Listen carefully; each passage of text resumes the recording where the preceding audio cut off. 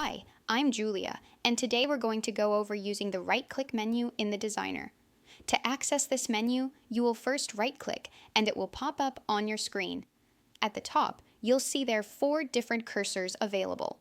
The first one is the pointer cursor, which is great for designers who need to select, move, or manipulate objects for any reason. The second one is the text cursor. This is specifically used for text boxes.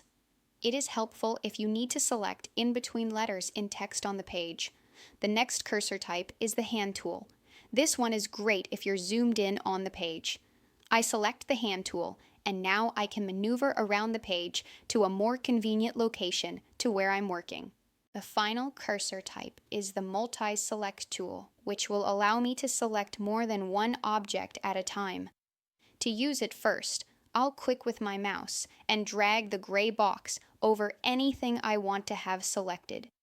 Then release your mouse, and anything that the gray box is touching will then be selected as one piece. This is great if I need to move the pieces all together. Another great tool in the right-click menu is the frame index. This feature is specifically designed for overlapping objects in the designer. For instance, I might want to place the picture of the basketball player behind the sitting student.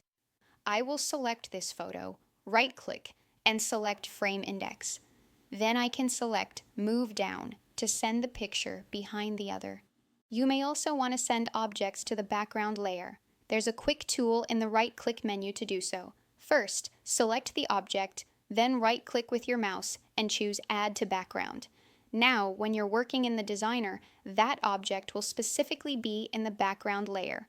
If you do need to select that object for any reason, you'll want to return to the background layer through the Layers tool. Thank you for joining me for this tutorial, and happy yearbook building!